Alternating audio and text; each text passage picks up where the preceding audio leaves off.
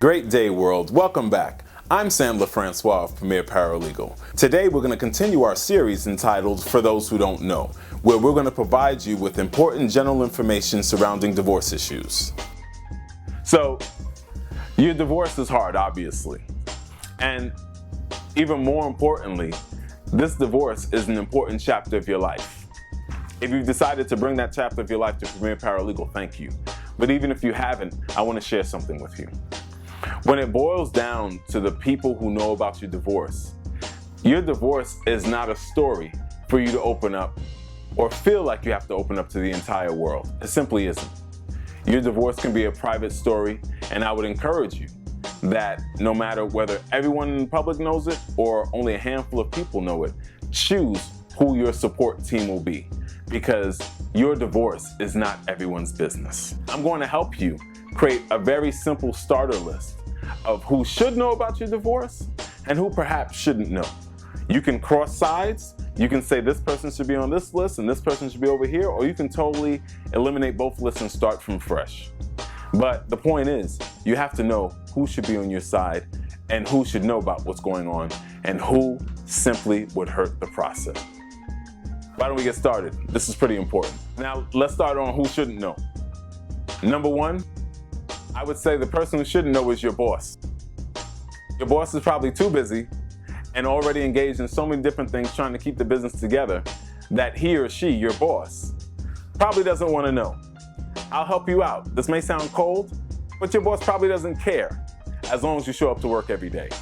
And if you can't show up to work and you need to take time off because of some divorce-related matter, like maybe you have to go to court, or maybe you have to attend a marital counseling session or a session for counseling for the kids, at least, just like you would for vacation time, put in notice as soon in advance as possible, because your boss shouldn't know your business with regards to your divorce. Next, your nosy coworkers. A lot of people go to work and they're miserable enough as it is. They really can't stand their work. They can't stand for the greater part of their life. So you and your story, you know how they say misery loves company? You might be the reason that makes your coworkers want to come to work every day, because they want to hear what's going on with you. They want to hear what's going on with you and your life. And unfortunately, it's not about the great things in your life, the great period, but about the trying times. Isn't that interesting? How for the most part, a lot of people want to hear about our troubles, and I think it's personally so they can dodge their own. Because for the most part, anyone who wants to hear about your divorce is probably going through a lot worse in their own life. Keep your coworkers out of your business. Your divorce is none of theirs. So I would say the next person, this one's kind of interesting, because the person is the person you know, but you really don't know. I'll say it again, the person you know, but you really don't know. Like, if you go on a daily commute on public transportation, you tend to see the same people, and you might start to engage them in dialogue about the weather, sports, the news, what's going on today, how their kids are doing, how your children are doing, chit chat, small talk. But sometimes we become vulnerable and we don't want to tell our intimate loved ones, so we start spilling our beans to Miss So-and-so or Mr. So-and-so that we see every day. That's true vulnerability. And to tell you the truth, that might make for interesting talk between you and them, and they may even have a sincere ear, but you never know who you might be sharing your personal information with. And a thought I just had, understand this. The fact that you two are on the same commute means either you live in the same area or you work in the same area. So isn't it possible that you might be taking a chance and them spilling your business to people on either end, in your work area or in your living area? It's kind of sensitive. I wouldn't want to be walking down the street in my neighborhood and the guy in the corner store and another lady who takes another bus, or this gentleman who rides the train with me, they're looking at me knowing more about me than I ever know about them. My dad taught me a long time ago, once you share a secret with even one person, it's no longer a secret. So be careful talking to that person that you know that you really don't know. Can you tell me why everybody wants to share their disappointment, their anger, or their bitterness on social media? Well, not everybody, but it just seems like everybody. I've had close friends who look like angry monsters on social media simply because they want to talk about how he or she has hurt their feelings and they feel it's important for everyone to know. Or they might be making a mistake thinking only that group of friends know. When really, for the most part, last time I checked, we're all looking to increase the number of friends we have. So you may be thinking you're talking to 50 or 25 people, when really you're sharing your business with over 500. So get a grip and just give it some space. You don't need to publish your anger, your disappointment, as valid as it may be, on social media. It could be dangerous, and those things never leave. So be careful about that too. I'll stop there. Let's move right along. When it boils down to it, here's who should know.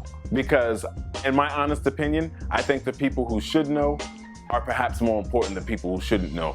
Your common sense might tell you who shouldn't know, but sometimes we can be so lost in the forest of our emotions, our disappointment of getting divorced, that you may not keep in mind the good people that love you and who believe in you and who want to be there for you.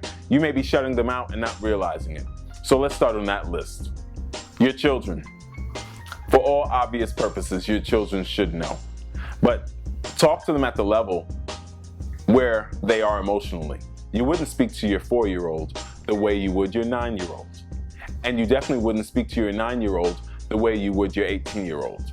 But communicate with your children as necessary about the process. And it would help to not appear bitter or disappointed in talking to them. They'd rather be loved and feel secure than to feel like they're hearing a bitter news or energy that's disappointing from their parent.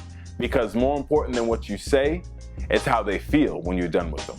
You should also consider speaking to your children's school, especially their teachers if they have a special connection with their teachers. The teachers may be helpful to you to determine if there's anything going on in class that's out of the norm. Because without the teacher knowing, they may just think this is a huge twist in behavior that needs to be addressed in one way, when actually if they knew what was going on at home, it may be helpful in them trying to help your child to have a sense of normalcy in school. If you subscribe to a particular faith, it doesn't matter whether you're Christian, Jewish, Hindu, Muslim, you name it. When it boils down to it, if you have a spiritual leader who you can confide in, I'm not saying to create a new relationship, but if you have someone you can confide in at your place of worship, that may help just keep you in tune. Because that person isn't the center of your worship, someone on high is. And it may help for you to reconnect with that presence, that entity, that great spiritual force that has helped you throughout life so far. Now, for some who have a boyfriend or a girlfriend while getting divorced, I have another video on that. I have no judgments, but maybe you want to watch that video. But just speaking within the capsule of you having a boyfriend or a girlfriend, I've met countless people, both people whom we provided service for at Premier Paralegal, and just people in my personal life that I know who have a boyfriend or girlfriend while they're getting divorced, and that person doesn't even know that they're married and getting divorced. I think if it's going to be the start of a new relationship, you might want to give them the full story as to how you became so available and why you're so in love with them. And a touch of your past might be helpful to the greater portion of your future. Uncle Sam, more specifically the IRS, might be an important entity to be familiar with the change in your family life, because you just may be paying back taxes on the marriage when perhaps you didn't incur a lot of those expenses, that liability, and your accountant or your tax preparer is the better person to speak to. I don't have enough time to share all that with you, but to make sure you're setting up your future properly, you might want to inform them, because there are a lot of tax filings and benefits that may come from being single now. Keep it in mind. Last but not least, you may want to cover your ears for this one, but I'll be honest with you. Your parents may need to know also. I know, you're grown, you probably take care of your parents at this point, they don't take care of you, you may not have even spoken to them for a while, but they're aware of you and your marriage. It may be helpful to inform them, just for the sake of, perhaps you may need someone to watch the kids while something's going on. Perhaps they may offer you some experience, especially if you have a parent that has been married and since divorced. At the very end of the day, the most important thing for you to remember is your parents were very likely the ones there for you when you were small and you needed help, when you were in a troubling situation. They may surprise you, and they may likely be there for you in ways you'll never imagine now. Keep that in mind, because your parents are a great example of where you came from, and it may not hurt to go back to the source.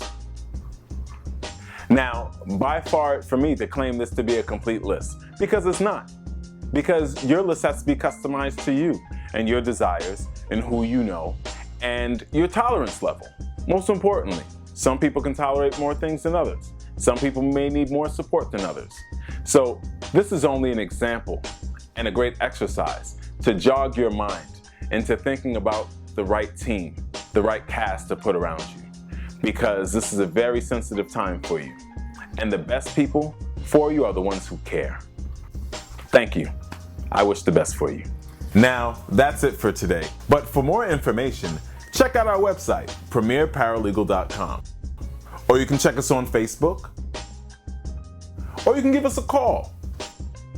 Or I would actually also ask you to subscribe to be sure you don't miss on any new informative videos. But until next time, take care of your mind, body, and spirit, because the best in your life is yet to come. See you next time.